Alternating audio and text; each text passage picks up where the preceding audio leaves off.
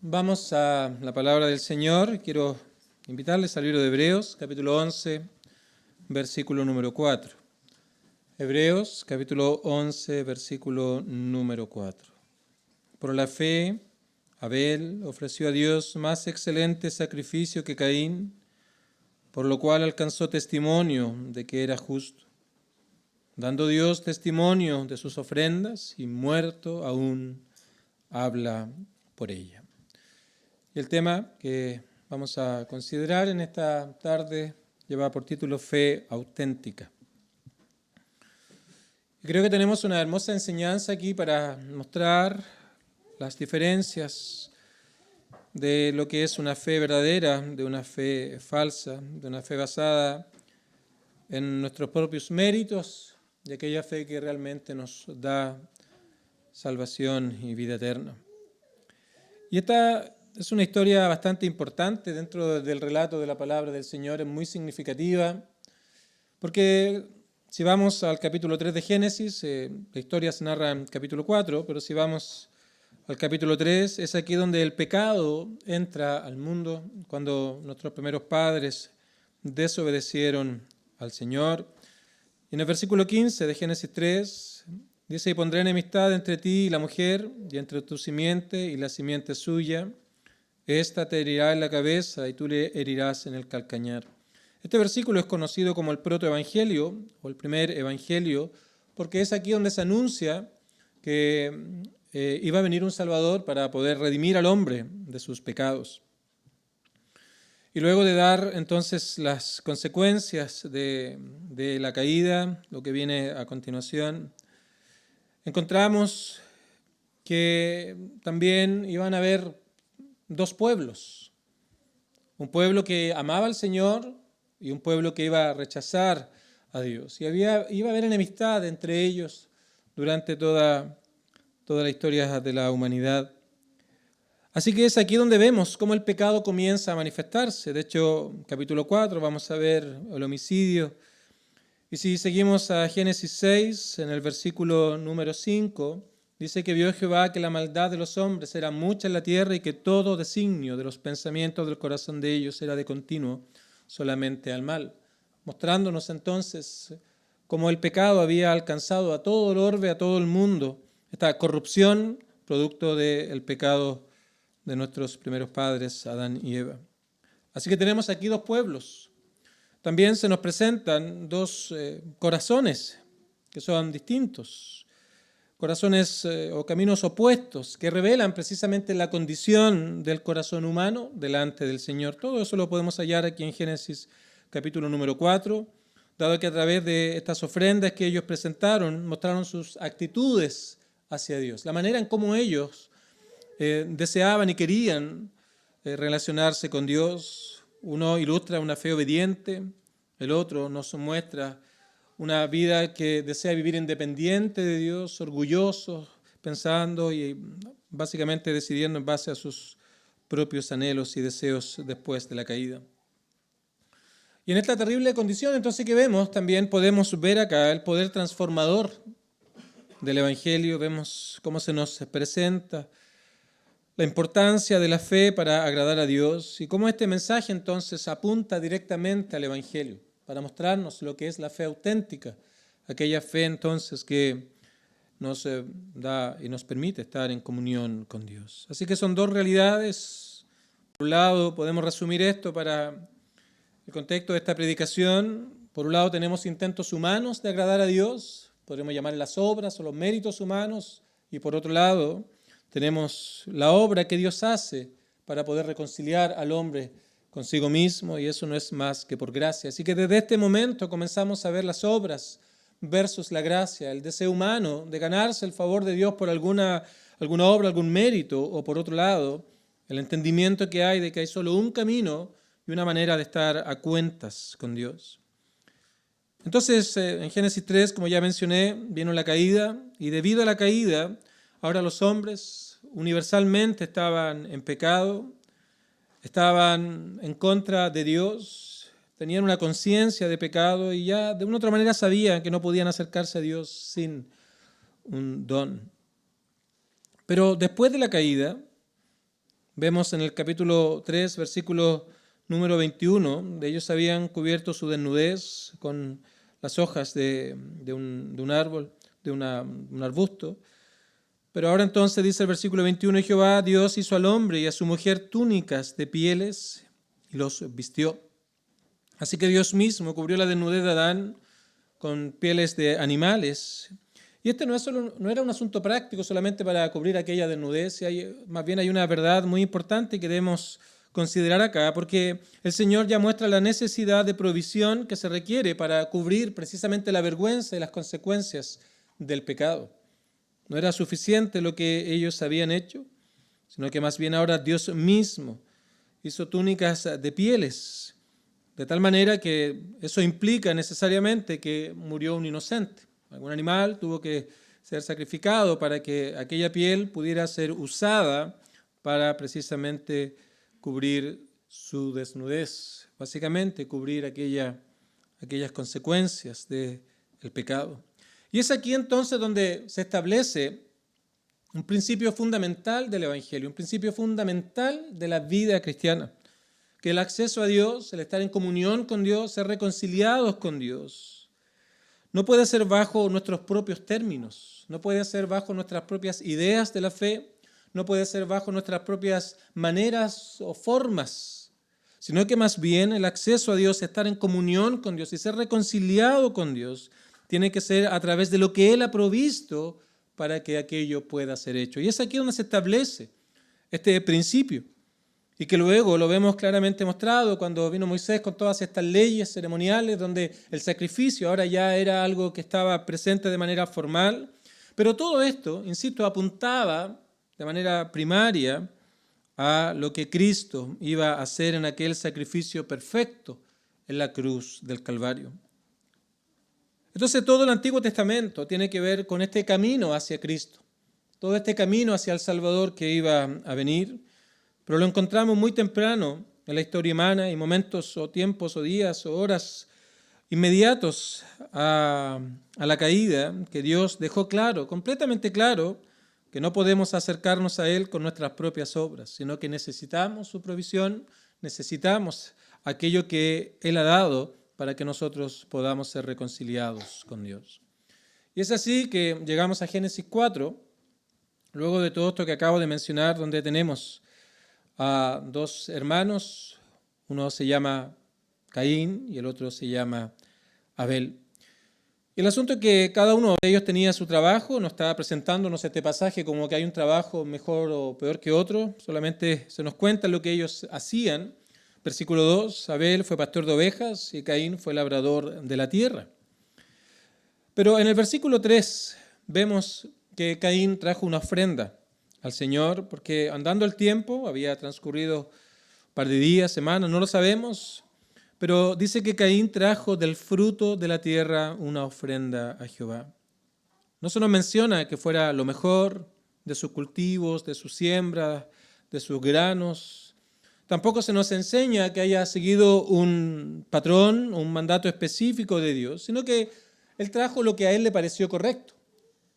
De tal manera de que si iba a lograr algo de Dios, venía con sus propias ofrendas. Ya establecimos que en el capítulo 3 el principio fundamental de la vida cristiana ya está presente allí, que el acceso a Dios no puede ser bajo nuestros términos, sino a través del medio del sacrificio que Él había provisto. Entonces vemos a Caín acá, que representa a todos aquellos que desean actuar por su cuenta, en su propia justicia, sin considerar el medio ni la voluntad de Dios con respecto a cómo el hombre puede ser reconciliado con Él.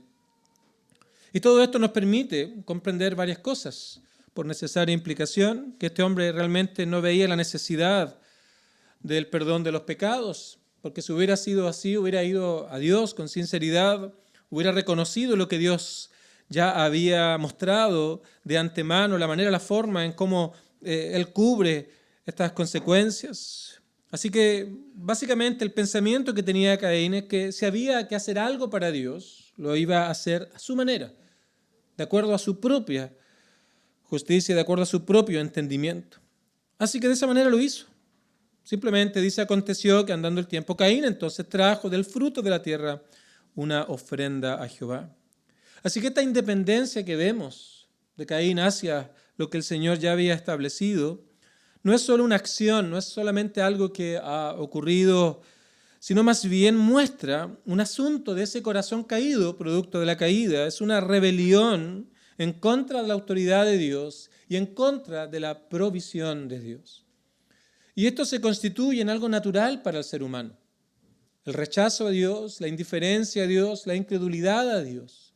No es más que la respuesta natural del hombre, porque Caín representa precisamente a los seres humanos caídos que desean agradar a Dios basado en sus propias ideas, en sus propias formas y en sus propios méritos.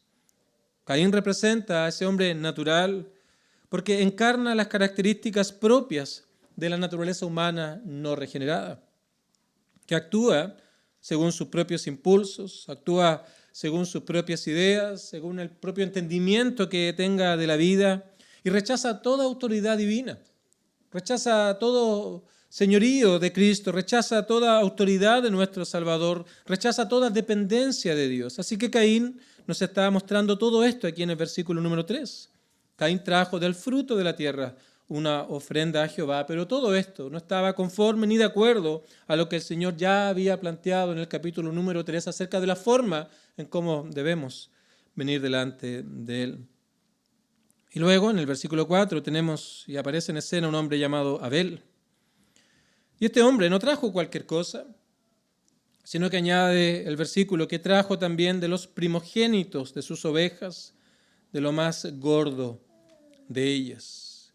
Así que Abel entendió que en primer lugar el Señor había provisto algo para el pecado, la sangre de un mediador. De hecho, esta enseñanza estaba siendo traspasada de generación en generación. Por ejemplo, si vamos a Génesis 5, en el versículo número 29, cuando Lamec engendró un hijo, y ese hijo se llamaba Noé, y dice el versículo, diciendo, este nos aliviará de nuestras obras y del trabajo de nuestras manos a causa de la tierra que Jehová maldijo. Entonces, todas las consecuencias de la caída, todo esto, lo que encontramos en el capítulo 3, era algo que se estaba traspasando de manera oral, de generación en generación.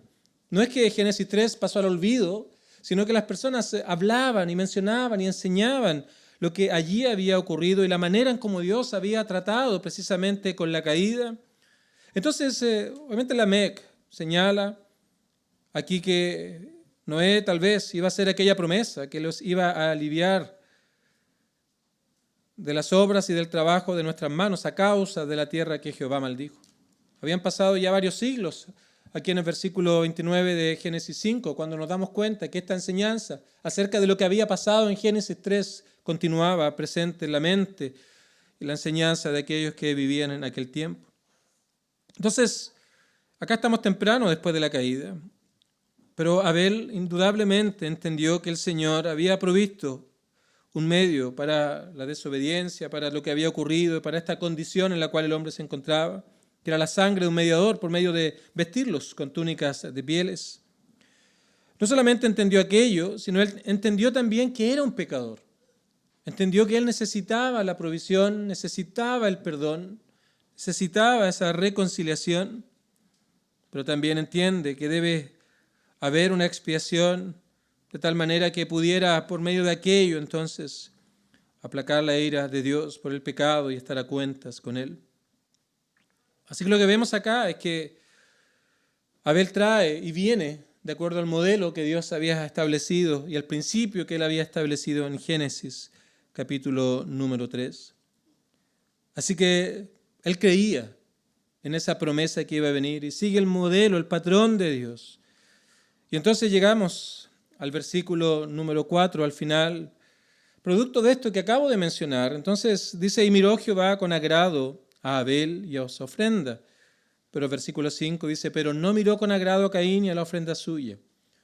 Por lo tanto, tenemos ahora que vino Abel, vino Caín, pero luego de ellos presentar su ofrenda, el Señor mira a la ofrenda de Abel, la mira con agrado porque era conforme a su plan, conforme a su diseño, pero no mira con agrado la ofrenda de Caín, porque era una ofrenda que había nacido en su propio corazón, basado en sus propias ideas y alejados de aquello que el Señor había trazado.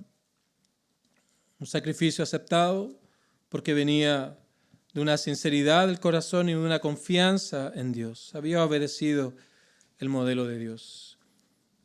Y debido a eso entonces Jehová, el Señor, miró con agrado a Abel. La pregunta es: ¿cuál fue la diferencia en todo esto? ¿Por qué a uno aceptó y por qué a otro rechazó? Y esto nos tiene mucho que enseñar a nosotros, especialmente a aquellos que de una u otra manera están escuchando el Evangelio, o tal vez estás inquiriendo en estos asuntos o buscando salvación, anhelando poder escudriñar más la palabra del Señor, tal vez dándote cuenta acerca de tu pecado, o tal vez sigues en esta ignorancia de todo esto, pero aquí hay muchas enseñanzas, porque estamos en Caín, o estamos en Abel, estamos en las obras, estamos en esta vida en rechazo al Señor y de acuerdo a nuestras propias ideas, o estamos en esta vida que está de acuerdo a la palabra del Señor. Entonces, ¿cuál es la diferencia?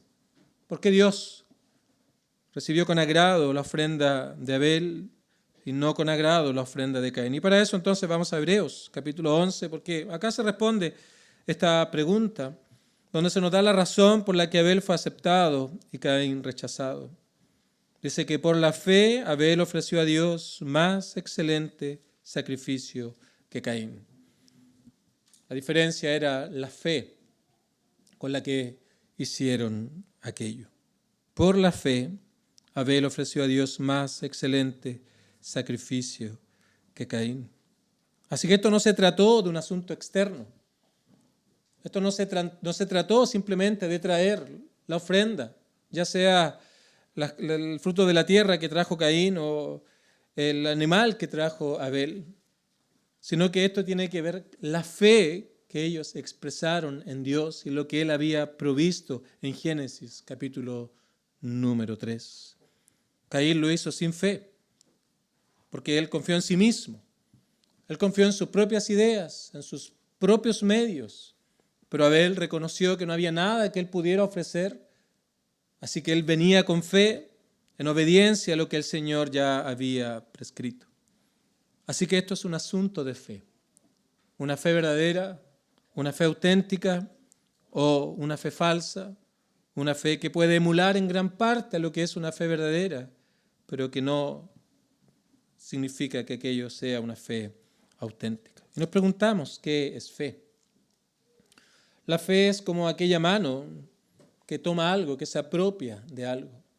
Efesios 2, versículo 8 dice que por gracia somos salvos, pero por medio de la fe. Así que la fe es aquello que toma algo, aquello que va y toma. No es la fe la que nos salva, sino el objeto de aquella fe. Y para poder entender la fe, vamos a tratar 3 asuntos que nos llevan a una comprensión acerca de lo que es la fe. La fe, en primer lugar, involucra un conocimiento. Abel jamás hubiera podido mostrar una fe auténtica si no hubiera conocido el camino, la forma y el principio, la enseñanza que Dios había establecido en el capítulo número 3.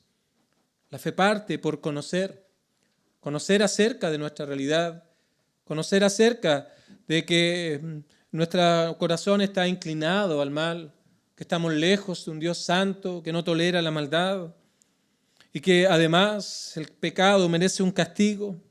Debemos conocer que hay solo un camino para estar a cuentas con Dios y ese camino no es sino Cristo y todo lo que Él hizo en la cruz del Calvario. Cuando siendo Dios tomó una naturaleza humana, vino a este mundo, vivió 30 años aproximadamente y luego comenzó su ministerio terrenal, 3 años y fracción, donde hizo grandes obras, milagros, señales, prodigios. Guió a muchos a un entendimiento acerca de que Él era el Mesías que se había prometido en Génesis 3:15 y que fue siendo revelado durante todo el Antiguo Testamento. Un reconocimiento de que tan solo por medio de Él y lo que hizo en la cruz es que podemos ser salvos, cuando durante 6 horas estuvo colgado allí. 3 horas donde la gente hacía escarnio de Él, se burlaba de Él, pero luego tinieblas cubrieron la tierra. Nadie podía ver lo que ahora estaba pasando allí en la cruz, cuando Dios cargó sobre Él las consecuencias del pecado de todos aquellos que iban a creer. De alguna manera el infierno eterno fue comprimido sobre Cristo allí en la cruz del Calvario para que la deuda pudiera ser pagada en todos aquellos que vinieran delante de Él en arrepentimiento y fe. Y todo esto es lo que debemos conocer. Y esto es lo que el Evangelio nos anuncia. Y esto es lo que el mensaje de salvación tiene que enseñarnos. Que no podemos salvarnos a nosotros mismos. Que es necio pensar que de alguna u otra manera podemos estar en paz con Dios, en comunión con Dios, simplemente basado en buenas obras. Ciertas religiones enseñan aquello, que si tú haces buenas obras y son más que las malas obras, al final del día aquello te va a dar garantía de entrar al cielo.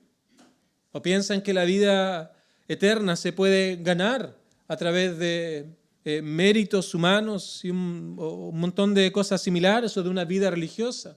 Todo aquello está ilustrado, está representado en la vida de Caín. Porque lo que Caín hizo se parece a la fe. Trajo algo, trajo delante del Señor algo, pero aquello no era una fe auténtica. Se veía como una fe externamente. Se veía como algo que aparentemente era, pero no era de acuerdo a la palabra del Señor. Parecía ser una fe verdadera, pero no lo era, no era una fe auténtica. Y por eso a Caín se le conoce como el padre de todas las falsas religiones, de quienes piensan que de una u otra manera pueden ganarse la salvación por algún mérito humano. Y aquí están también aquellos que creen la falsa religión del ateísmo, de que pueden vivir sin Dios, de que pueden vivir sin Él, hasta que llega ese último gran día de su vida y se dan cuenta de que todo aquello no era más que una ilusión y una falsedad, porque se enfrentan delante del único Dios a quien han negado toda su vida. Y esto es lo que el Evangelio te comunica. Pero no solamente basta conocerlo. Caín, eventualmente, las enseñanzas que le daban sus padres acerca de lo que había ocurrido en Génesis 3 la tenía en su mente. Él conocía la promesa que se había dado. Conocía que todo este dolor que llevaban en el trabajo y qué sé yo, no era más que las consecuencias del pecado. Conocía también que se había mostrado un principio fundamental, que se necesitaba un mediador para llevar las consecuencias del pecado. Indudablemente él lo podía tener en su mente, pero él prefirió seguir su propio camino, su propio destino.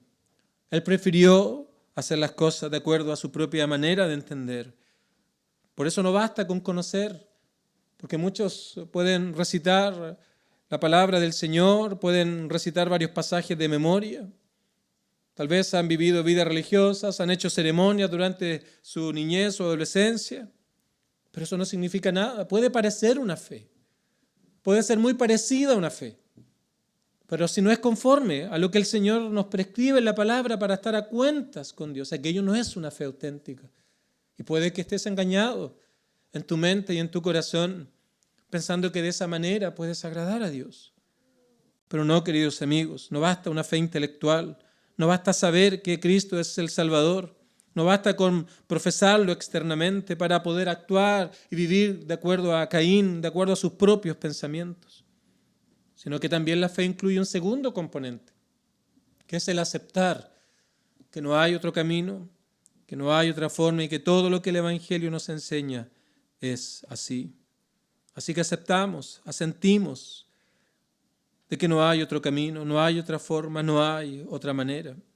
Pero aún aquí también puede haber una fe falsa. Muchos de los que están hoy aquí, tal vez desde niños fuimos instruidos en la verdad de Dios. Se nos anunció el Evangelio, se nos habló acerca de Cristo, se nos habló acerca de la vida cristiana. Y no solamente lo conocíamos, sino que también lo aceptábamos. Esto era lo que se debía creer, decíamos. Y teníamos un entendimiento tal vez mayor al común de las personas. Y asentíamos mentalmente a todas estas cosas. Pero no había algo que era el tercer componente, que es esencial de lo que es la fe verdadera, que es una confianza plena en la obra de Cristo. Y eso es lo que Caín no tenía. Eso es lo que Caín no lo vemos en lo que él hizo allí en Génesis 4. Él conocía eventualmente lo que había ocurrido en Génesis 3. Podía inclusive en cierto sentido estar de acuerdo con aquello. Pero él nunca realmente confió que aquello era suficiente. Nunca confió que esa promesa del Salvador que vendría y que iba a poder darnos comunión con Dios, jamás confió de manera total, plena y absoluta en aquello. Y por eso es que Abel, por la fe, agradó a Dios. porque la fe de Caín era falsa. Estaba basada en sus propios méritos, en sus propias ideas, en sus propias fuerzas. Y de esta manera entendemos la fe, conocemos, aceptamos y ahora confiamos en la obra de Cristo en la cruz del Calvario. Si pensamos tal vez en una ilustración, creo que esta ilustración siempre la uso para la fe. Pensamos que nos estamos ahogando en un lago, no hay nada que podamos hacer ya. Así que en primer lugar lo que debemos hacer es darnos cuenta de nuestra realidad. Porque usualmente lo que hacemos es intentar por nosotros mismos salir a flote. Así que braceamos, intentamos nadar y en ese intento usamos más la fuerza, lo que nos agota más rápido. Así que para poder pedir ayuda, lo primero que necesitamos es saber de la terrible realidad que nos encontramos ahí en medio del lago. Pero no solamente debemos conocer nuestra realidad, sino que aceptar que realmente no hay otra manera de poder escapar de esa situación si no es pidiendo ayuda. Pero también ahora es confiar en que aquel que va a venir a rescatarme me va a poder llevar a la orilla, me va a poder sacar sano y salvo. Y de eso estamos hablando, pero no vemos eso en Caín. Era un hombre que confiaba en sí mismo. Nunca confió en Cristo, nunca confió en la promesa del Evangelio, nunca confió en los métodos de Dios, en la manera de Dios, en el camino de Dios, sino que él confió en su propio corazón, en sus propias formas, en sus propias ideas y en sus propios métodos. Pero vemos que aquí Hebreos 11 dice que por la fe Abel ofreció a Dios más excelente sacrificio que Caín, porque Abel reconoció su necesidad delante de Dios. Reconoció que él no podía salvarse a sí mismo. Reconoció que no había nada que él pudiera hacer en sus fuerzas ni en sus propias ideas. Así que él reconocía que necesitaba un sustituto y confió en aquella provisión de Dios. Y eso es lo que a Abel le llevó entonces a ser un creyente, porque él tenía fe auténtica. No era una fe abstracta, era una fe activa, una fe obediente y una fe conforme a la voluntad del Señor. Ahora, ¿qué importancia tiene esto para nosotros ahora? Porque, queridos amigos, o estamos en Caín, confiando en nuestras propias obras, confiando en nuestras propias ideas acerca de cómo ser salvos. Y tal vez de una otra manera presentamos ofrendas en nuestra mente a Dios. Pero muchas veces estas cosas se alejan del modelo de Dios. Y el asunto es cuál es esa ofrenda que estás trayendo. Tal vez estás confiando en tu autojusticia. Tal vez estás confiando en argumentos del tipo, mira, toda la vida ha sido así, ¿cómo ahora esto va a ser diferente? O tal vez confías en el argumento de las ceremonias que has experimentado en algún momento. O tal vez puedes confiar en alguna oración que hiciste en algún momento, alguien te dijo que pasaras al altar, repitieras ciertas palabras, y como que de alguna manera, simplemente por aquel acto, ya todo estaba hecho, y aquello se ha aferrado y se ha afirmado en tu corazón. Pero todo aquello no es más que esa fe falsa de Caín, que de una u otra manera nos lleva a pensar que podemos ganarnos el favor de Dios. Pero este testimonio nos habla a nosotros ahora. Porque dice el versículo 4 al final, porque ya muerto, dice, aún habla por ella. ¿Y de qué manera nos habla este testimonio de Abel? De que ahora esa promesa, que por todo el Antiguo Testamento fue viajando hasta llegar a Belén, cuando nació en un pesebre de manera humilde, y luego de años fue a la cruz del Calvario, para ahora mostrar que Él era aquel Cordero que iba a pagar por los pecados de aquellos que iban a creer en Él. Aquella promesa que fue dada en Génesis 3:15, en la cual Abel confió, ahora se muestra de manera clara. Y ahora por medio del Evangelio el Señor nos llama. Por medio del Evangelio se nos anuncia que tan solo por Cristo, el único mediador, es que el hombre puede ser reconciliada con Dios.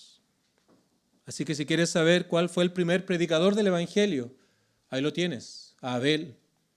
Y muerto, aún habla por ella.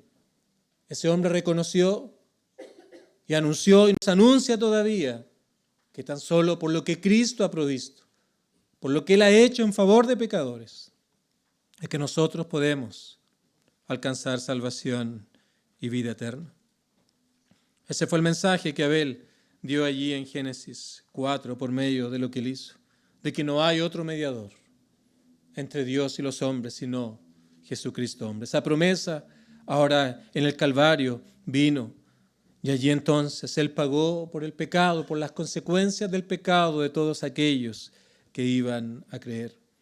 Así que, queridos amigos, si has de ser salvo, no hay otro camino. Cualquier otro camino, cualquier otra forma, cualquier otro medio no es más que una fe falsa. Puede parecerse a la fe verdadera, puede tener actitudes de una fe verdadera, puede tener ciertas obras que se asemejan a una fe verdadera, pero esto no es un asunto de lo externo, es un asunto que está en el corazón. Has sido regenerado por Dios. El Señor ha transformado tu vida, te ha dado un nuevo corazón, una nueva vida.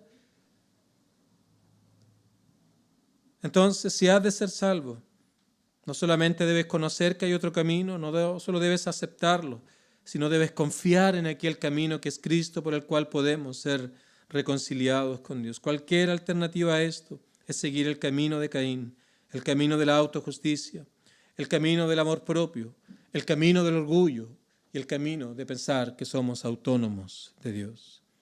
Así que Abel te llama, querido amigo, a venir a Cristo, a la promesa por la cual nosotros hoy podemos alcanzar perdón de pecados y vida eterna. Que el Señor nos ayude a todos.